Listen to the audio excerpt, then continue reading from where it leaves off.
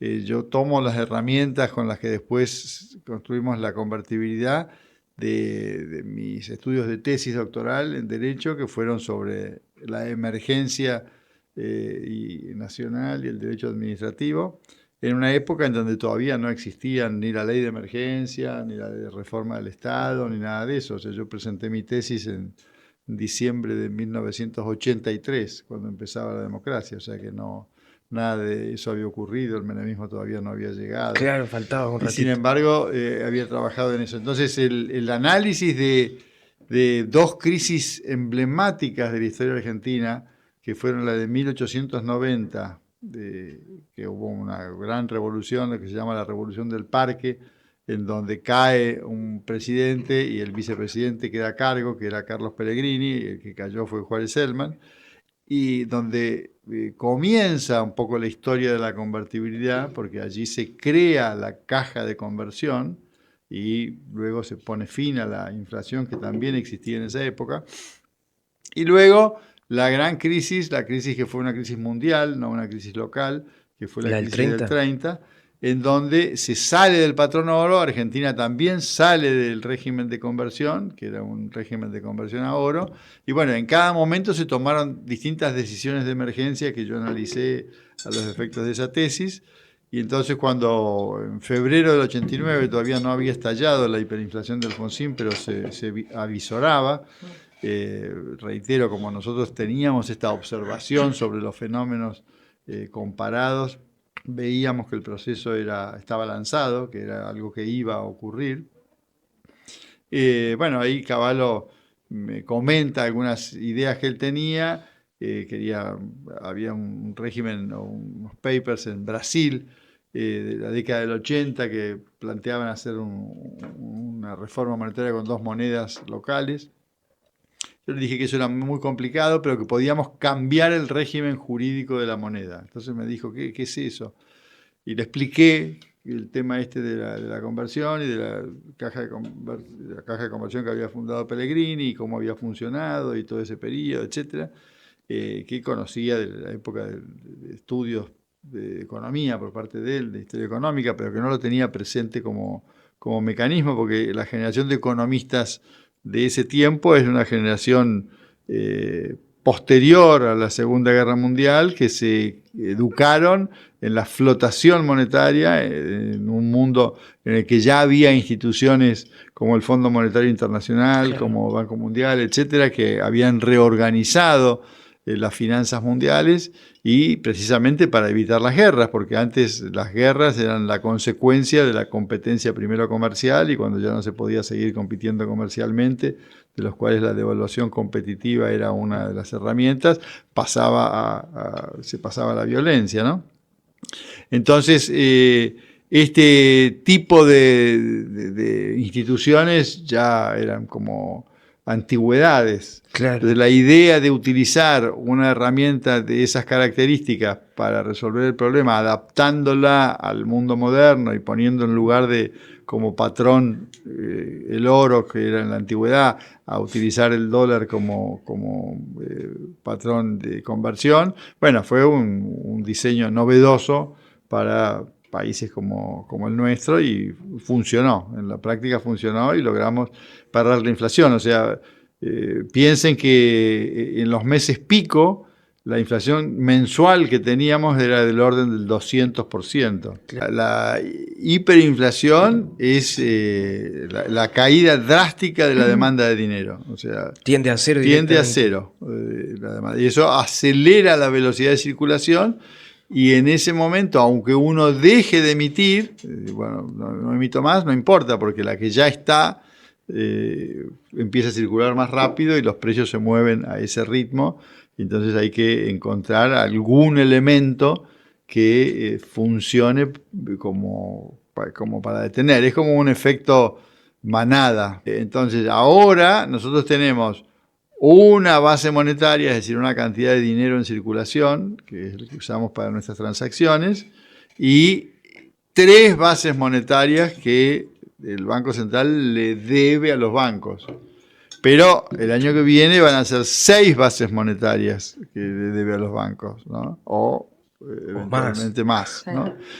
Sí, más si vamos al ritmo que vamos. Entonces, eso hace que, aunque se detenga, aunque no sigamos emitiendo y si no resolvemos ese problema, obviamente ese problema en algún momento se desmadra, la gente empieza a sacar los depósitos de los bancos, saca los depósitos de los bancos y con eso va comprando, va aumentando los precios, como los bienes se mantienen constantes y la cantidad, lo que aumenta es la cantidad de dinero, bueno, se produce el efecto inflacionario descontrolado, ¿no?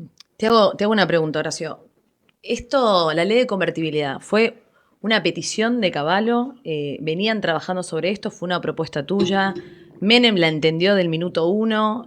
¿Hubo que convencerlo? ¿Qué propuestas había sobre la mesa? Porque hoy nosotros estamos en una disyuntiva sobre dolarización o bimonetarismo, ¿no? Y medio que los jóvenes también discuten esto, que después vamos a hablar las diferencias o, digamos, los pros y los contras de cada modelo. Pero ¿cómo fue la transición de Austral, del 1 a 1, de mantener, de cómo hacer que se entienda y que la sociedad compre lo que Bueno, era la convertibilidad? está muy bien. Bueno, si vos me estás preguntando por un libro que Vicky, mi hija, es la prima de Inés, me pide que escriba. Que con todo gusto en algún momento voy a tener que escribir. Para toda la audiencia, ya está, lo vamos a resumir acá. Vicky Sori, le ganamos de mano. Bueno, el tema es así. En el 89 nos reunimos con Cavallo, tenemos esta conversación que les acabo de relatar. Entonces él me dice, bueno, perfecto, trabajemos en eso. Él estaba trabajando con Menem y estaba con la idea de ser su ministro de Economía, ¿no? Cuando Cavallo estaba preparándose, estaba preparando planes. Entonces, después de eso, me invita a Córdoba. Yo viajo, estamos todavía en el primer semestre del 89. Entonces voy a Córdoba, nos reunimos, había distintos grupos, algunos trabajaban en la parte fiscal, yo trabajaba en la parte monetaria con Cavallo y con Felipe Murolo, un asesor de él. Y bueno, ahí empezamos a desarrollar la idea, a pelotear la idea de cómo sería. En el 89 Argentina no tenía reservas, tenía muy pocas reservas, le quedaba solamente oro de baja denominación.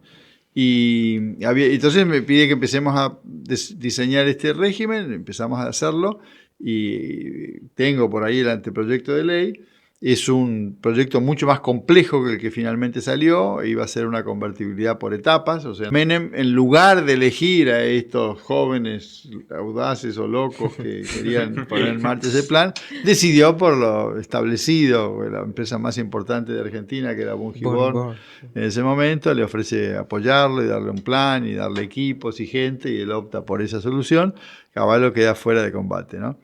Yo me acuerdo que estaba en el estudio trabajando, haciendo el proyecto y decía, faltaba una semana para asumir el poder.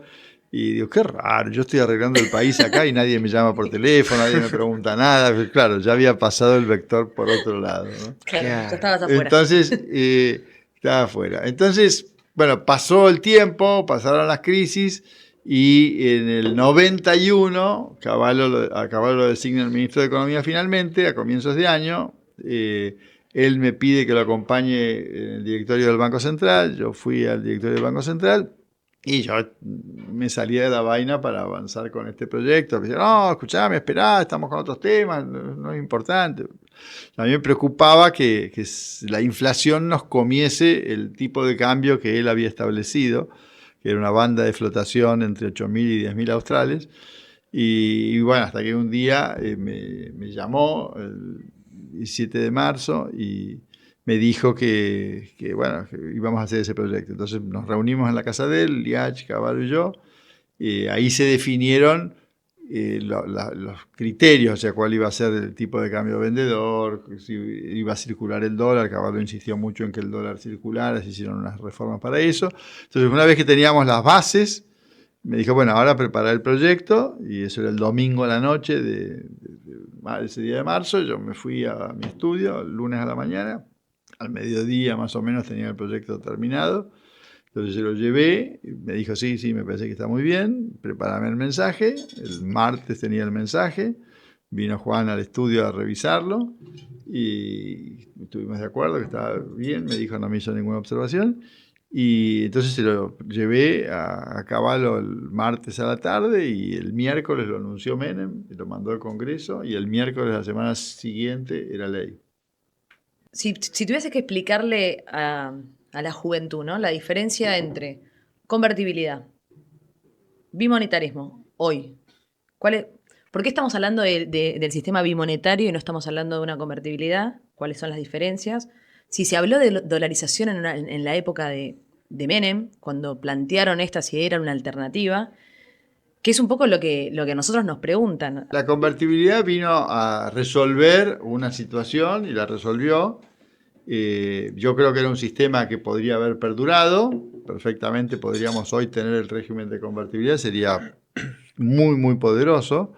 El ejemplo que tenemos a la vista es Hong Kong. Hong Kong tiene convertibilidad desde 1987 y es uno de los centros financieros más importantes del mundo, a pesar de haber pasado al comunismo, ser controlada hoy por China comunista. Obviamente que el avance de China ha ido afectando a Hong Kong, pero aún así todavía funciona como tal y es una convertibilidad súper exitosa. O sea que no había un límite en el 2001 y la convertibilidad no hubiese caído en el 2001 de no ser por el golpe institucional que protagonizaron Duhalde y Alfonsín para derrocar al presidente de la Rúa y para, obviamente, liberar de sus deudas en dólares a un gran número de grandes empresarios y de provincias que tenían deudas, ¿no?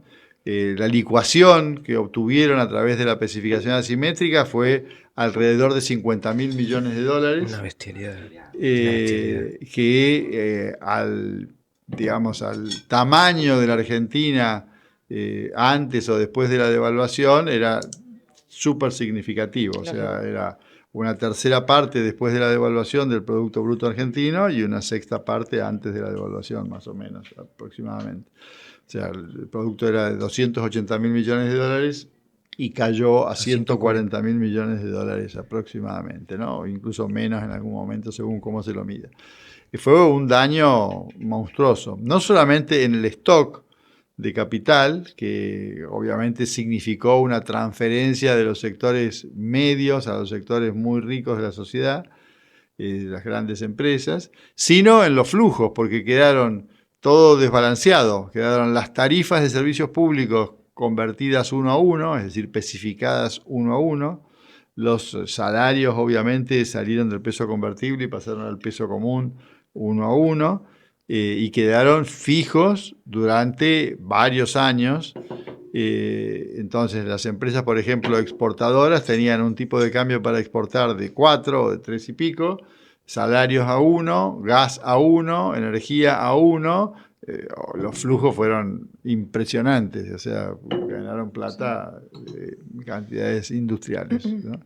Entonces, ese cambio de mano es el que se atribuye a la convertibilidad, pero no tiene nada que ver con la convertibilidad, es la decisión del 2002 de haber destruido ese régimen. Es una decisión política. Y haber desorganizado la Argentina y haber producido estos millones de nuevos pobres y señalar como responsables gente que no tenía absolutamente nada que ver. Claro, exactamente. Pero eso existió y ocurrió. Entonces, una vez que el cristal se rompe, es muy difícil reconstruirlo, ¿no? Y además, la imagen que da cuando uno se mirase a ese espejo reconstruido no sería muy, muy linda. Está muy bien. Entonces, eso por un lado. Por otro lado, las circunstancias son muy distintas y en estos 30 años el mundo ha cambiado de una manera significativa. Hoy estamos en el tránsito hacia la moneda virtual, con una gran parte de las transacciones que se hacen de manera electrónica. En aquel momento la convertibilidad era un tránsito, una adaptación, como les acabo de explicar, de una tecnología de la época de los metales y de la época en donde estaba regida por, digamos, los medios de transporte. Uno podía poner control de cambios, como ocurrió en el 30, porque cerraba el puerto y no salía más el oro. No había otra forma, ¿no?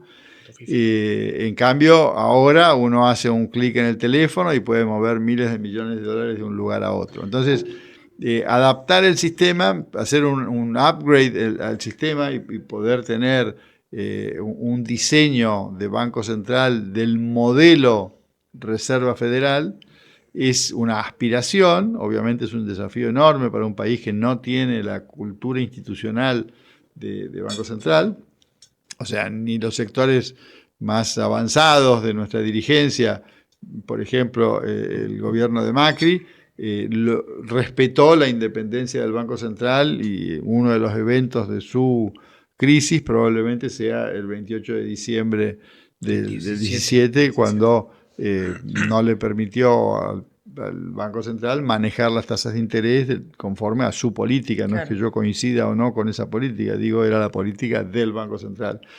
Entonces, esa muestra de no respeto hace muy difícil la construcción institucional, ¿no?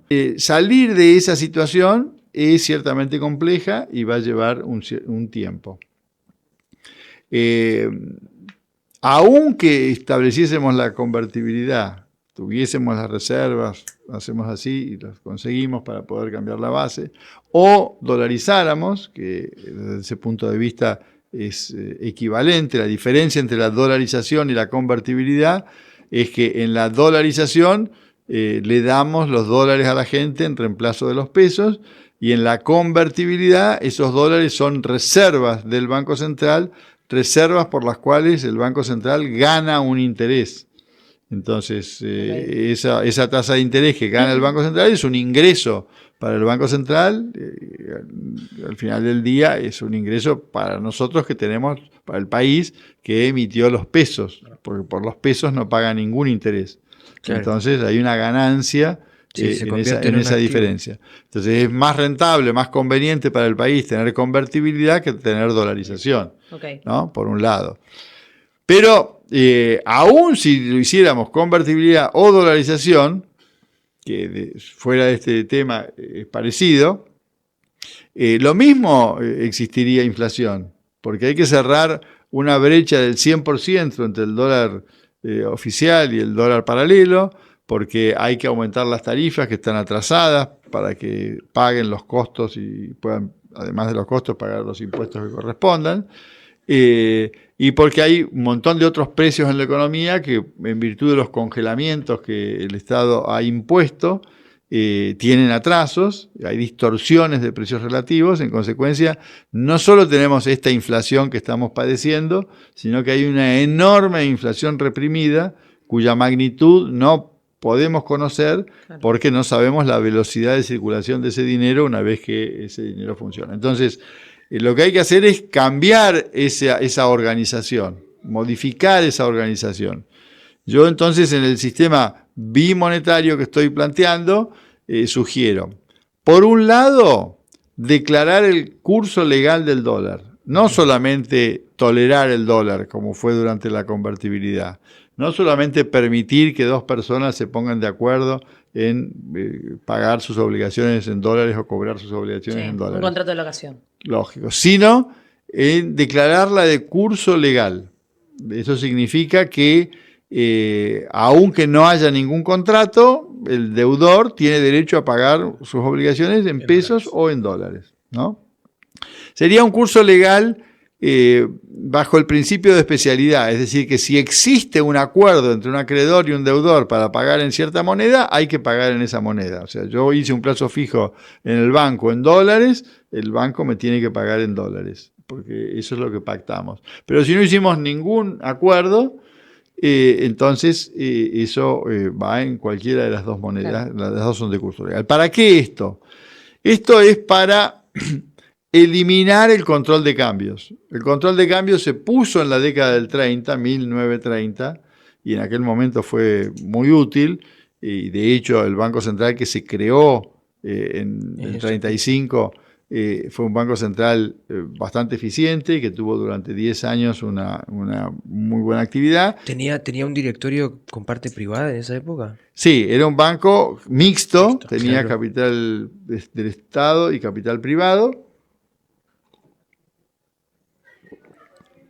Eso aumentaba su grado de independencia. Claro, totalmente. Pero cuando vino la revolución del 43 y le pidieron al Banco Central que emitiera dinero para prestarle al Para gobierno, financiar el tesoro. el Banco Central se opuso y entonces el gobierno estatizó el Banco Central, sacó al sector privado, después nacionalizó los depósitos y bueno, ahí comienza otra historia, ¿no? O sea que el Banco Central que podemos analizar como independiente es el del 35 al 45, no lo que siguió después, que es otro escenario, era un departamento del gobierno. Entonces, en ese esquema, eliminar el control de cambios es clave, porque si se levanta el cepo, como ocurrió en el 2015, y la gente supone que es un recreo entre dos momentos, no sabe si es un recreo largo o un recreo corto, pero sabe que eso va a terminar. Sí. Entonces los dólares que ve los captura, los guarda, los atesora y trata de hacer una especulación con el dólar. En cambio, si se cambian las reglas institucionales del control de cambios y se elimina todo el régimen, incluyendo el régimen penal cambiario, que es la parte para, digamos, hacer cumplir las obligaciones cambiarias, entonces es diferente, porque ya la gente no supone que va a volver el control de cambios y empieza a utilizar el dólar o el peso según sus conveniencias como monedas corrientes, ¿no es cierto? Y ahí tenemos el ejemplo de lo que pasó en Perú. Perú en el año 93 hizo una reforma constitucional y hizo una modificación tanto en el tema de la moneda como en el tema del Banco Central. Respecto a la moneda, otorgó explícitamente un derecho a los habitantes del Perú a mantener y disponer monedas extranjeras. Implícitamente derogó todo tipo de control de cambios. No había forma de instalarlo porque es inconstitucional instalarlo. Y por otro lado, respecto al Banco Central, que está en la Constitución, establece que tiene prohibido prestarle al Tesoro, excepto mediante la compra de títulos públicos en el mercado secundario, es decir, una vez que ya esa deuda existe, ya hay alguien que está dispuesto a financiar al gobierno. Pero esto por Constitución. Eso es por Constitución. Entonces, acá no vamos a hacer una reforma constitucional, no la estoy proponiendo porque es muy complicado por otras cosas. Pero estoy proponiendo la declaración por ley del curso legal del dólar para lograr un efecto similar. Es decir, por lo pronto, como esa ley va a definir como lo que son, o debería definir como lo que son, esto es delitos, una cantidad de decisiones que se tomaron entre el 2002 y ahora, obviamente no es retroactiva, pero sí para el futuro, como la especificación, es decir, que el gobierno cambie la moneda de una obligación que está pactada entre dos particulares y diga, bueno, esto decía dólares, pero ahora son pesos. Sí. El que recibirá dólares, el que depositó dólares recibirá dólares. Claro, todo eso no. Para todo eso, lo mismo, sacar las reservas del Banco Central, todas las cosas que hemos padecido y que nos han llevado a esta catástrofe. Bueno, todo eso serían delitos. Entonces eso impediría que el Poder Ejecutivo, por un decreto de necesidad de urgencia, cambiara esas normas porque no puede legislar en materia penal conforme a nuestra Constitución.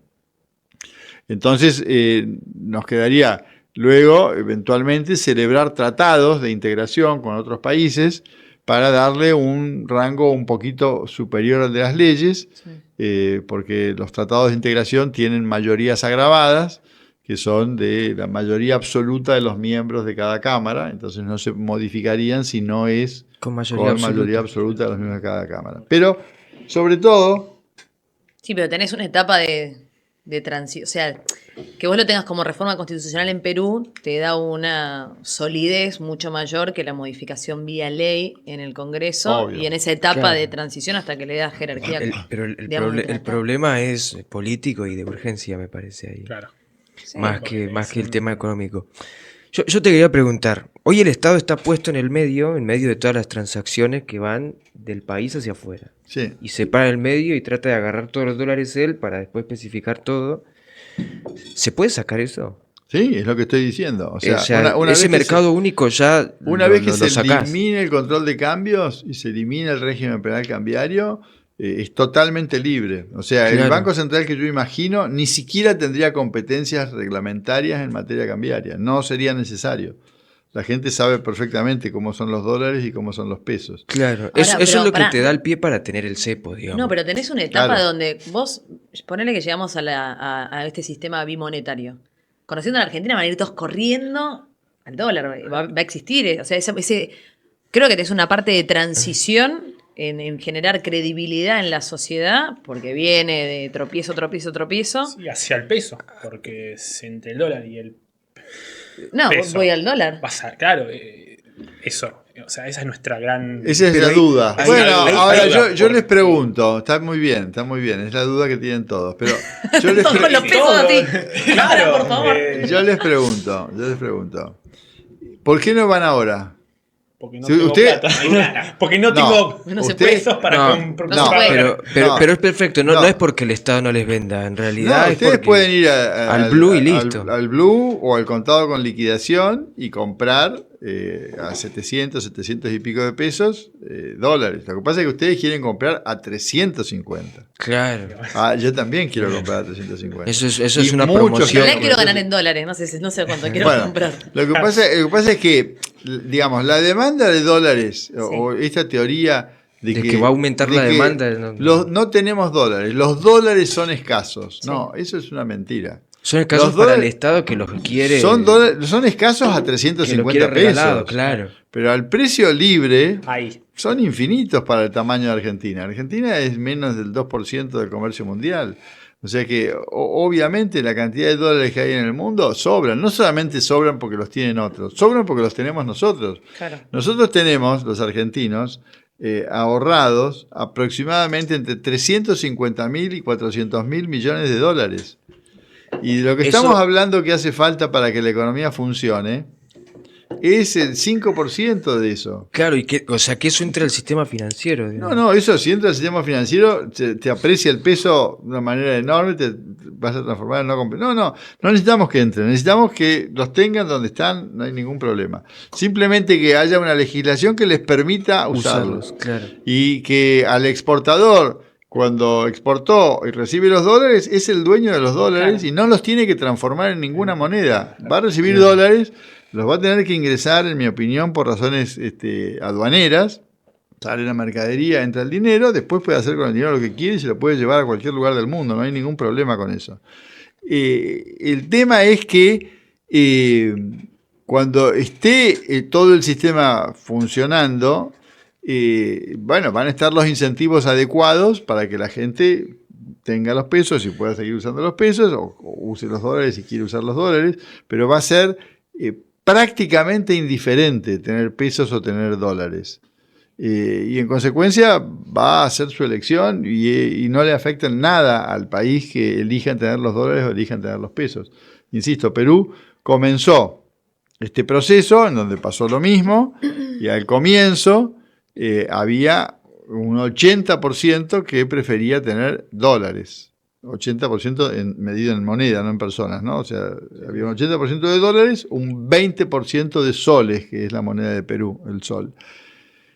Ahora hay un 80% en soles y un 20% en dólares. ¿Por qué? Y porque el sol tiene menos inflación que el dólar, porque ganan eventualmente más intereses, porque tiene un poquito menos de inflación, tendrá la misma tasa o parecido, y porque están acostumbrados a hacer sus transacciones en soles y no tienen ningún problema en tenerlos, o sea, no pasa nada. Entonces, la gente utilizaría pesos para sus transacciones corrientes y ahorraría en dólares eventualmente, ¿no? Pero como sabría, una vez que se pase toda la primera etapa de transición, como sabría que ese es un valor de mercado bastante estable, porque mientras más grande es el tamaño del mercado, ese precio se mueve menos, y este sería un dólar único para todas las actividades de exportación, de importación, financieros o lo que fuese. Bueno, si hoy estoy en pesos, mañana voy a estar en dólares, voy a tener una muy pequeña diferencia. Es importante que no tenga costos transaccionales el ingreso o egreso de dólares al país. Entonces, ningún impuesto va a gravar el ingreso o egreso de dólares, no se aplicaría ni siquiera el impuesto de créditos y débitos bancarios, desde ya que se derogaría el impuesto país y todas esas cosas que se han creado era por un en año. este periodo. Era por un año, emergencia. No sabemos hasta qué año. Pregunta, ¿hace cuánto que venís trabajando en esta idea de un sistema bimonetario? Hará 2 o 3 años, sí. Ya como, o sea, desafío de queremos resolver el tema de la inflación. Sí, el tema era pensar un sistema, un régimen que fuera superador, que resolviese los dilemas que nos plantea la realidad, que se adaptase al futuro. Es decir, este es un régimen que puede funcionar en el teléfono perfectamente, o sea, no hay ningún problema. Uno puede tener la cuenta en dólares, la cuenta en pesos, pagar en unos, pagar en otros, o lo que fuese. Y que, respondiera a las necesidades. Eso tiende obviamente a la estabilidad. Aclaro que Perú lleva 30 años con este régimen, o sea que es un laboratorio viviente. Y el caso de Perú es muy interesante porque no es que estamos trayendo a colación un ejemplo de Suiza, país con el que tenemos menos similitudes, excepto que los dos somos países federales. Perú, en cambio, ha tenido hiperinflación, ha tenido guerrilla, ha tenido represión legal e ilegal, ha tenido inestabilidad institucional, más golpes de Estado que los que tuvo la Argentina, ha tenido inestabilidad política dentro del sistema institucional, es decir... Claro, tiene características parecidas. Tiene características, y a pesar de eso, en la reciente elección, el presidente pocos meses después ya fue depuesto. Sí. Y sin embargo el sistema monetario y financiero sigue funcionando con total normalidad, o sea que se ha mostrado un estabilizador y con una flexibilidad suficiente este régimen para adaptarse a estas necesidades. No tuvieron a Dualde.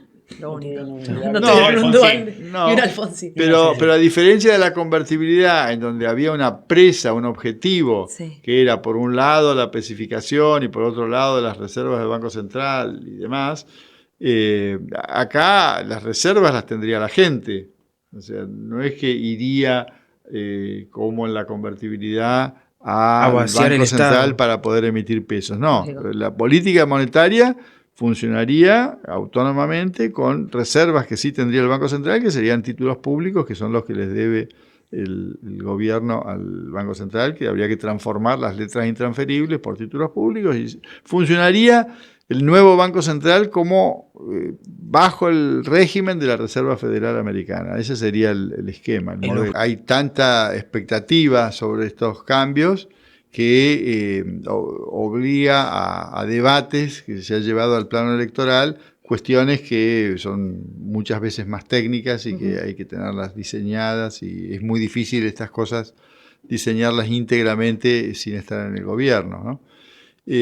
Sobre todo en cuanto a su implementación. Uno puede diseñarlas desde un punto de vista teórico, pero luego hay que pasar a la acción. Y bueno, para eso, evidentemente, el que gane tendrá un escenario y en función de eso deberá proceder. En el caso de Milei y del partido que él representa, en su plataforma, y él lo ha dicho, tienen 2 alternativas, no solamente una. O sea, si bien mediáticamente la dolarización es la que más se ha debatido, bueno, en algunas oportunidades dice que la dolarización es una reforma de lo que él llama tercera generación, es decir, que no sería inmediata. Y la otra variante que tiene es la competencia de monedas, que la tiene también en su plataforma, que es muy parecido al bimonetarismo, ¿no es cierto? Entonces, no está excluido que pueda ser un bimonetarismo, eso eventualmente podrá hacerlo, o ir a la dolarización. Eso desconozco cuáles serán las decisiones que ellos tomen. Yo creo que es altamente inconveniente por las circunstancias que señalo y porque requeriría utilizar recursos fiscales y crédito de Argentina, lo que le quede de crédito, para la dolarización cuando no es necesario. O sea, tenemos gente que voluntariamente hoy tiene activos en pesos del orden de los 40.000 millones de dólares, entre los 10.000 que tiene la base monetaria y los 30.000 que tiene a plazo fijo. Entonces, evidentemente la demanda de dinero no ha caído a cero aún, ¿no? Y estamos todavía con cierta distancia de que eso ocurra. Y si la gente estuviese visualizando que todo el mundo se va a ir del peso y que va a ir al dólar y que, como alguien dijo, no sé si fue Batakis, va a ir a 2.000 o a 3.000 pesos el dólar, bueno, obviamente que lo estarían comprando ahora, nadie va a dejar que el dólar siga a 700, 750 pesos y si va a valer 2.000. Dentro de 3 meses va a valer 2.000, o sea que evidentemente los mercados nos están dando algunas señales y pienso que sí, que hay que tomar decisiones, que la expectativa está puesta en el cambio de gobierno, que frente a ese evento del cambio de gobierno tendría que tener un plan para avanzar en la dirección que decidan hacerlo, pero que tienen un tiempo y van a tener un tiempo como para implementarlo, ¿no? Estamos llegando lamentablemente al final del programa, se nos pasó volando la hora, sí, con pocas preguntas desde este sector, pero bueno, Camilo estaba fascinado. Yo podría quedarme fácilmente otras 17 horas. Bueno, lo vamos a volver a invitar, la verdad que yo también, es un placer escucharte, no me canso de escucharte hablar, enseñarnos, y creo, no porque seas mi tío, pero creo que sos de las personas que más conocen este tema, una voz autorizada, y además sos una excelente persona, que siempre sos muy generoso con el tiempo y muy colaborativo con el país, independientemente, porque ayudás, porque pones tus ideas a disposición para que los pueda usar el que quiera y el que ame a la Argentina, así que me parece que vale la pena decirlo, porque siempre estás dispuesto para trabajar y para sacar al país adelante. Así que nosotros agradecidos por tu tiempo, porque nos explicás, nos enseñás. Son temas difíciles, temas que para algunos, como decíamos al principio del programa, nuestra primera hiperinflación y están conociendo. Pero bueno, la historia de la Argentina a veces es bastante cíclica y está bueno aprender y estudiar para no repetir errores. Así que de mi parte, agradecerte, Horacio, por estar hoy acá, felicitarte por el compromiso, por el trabajo, por el laburo. Y nada, te vamos a volver a invitar para seguir conversando seguramente porque de economía. Mucho, necesitamos economía más, para millennials. Necesitamos más clases. Sí, señor. Así que bueno, Camilo, si querés decir. No, da. Vos estás chocho. Ya estamos. Vamos a hacer después un after. Un after streaming, cerveza para que se sumen todos. Nos van a echar, así que vamos. No, y las preguntas que están escribiendo en el Twitch, si son muy complejas, después te las pasamos para que vos nos puedas mandar material y contestamos. Bueno, pero sí hubo mucha interacción. Gracias a ustedes por el interés. Horacio, muchas gracias, de verdad. Y nada, nos vemos en el próximo capítulo, el próximo lunes. Así es, un placer. Bueno, muy bien. Adiós. Chao, chao.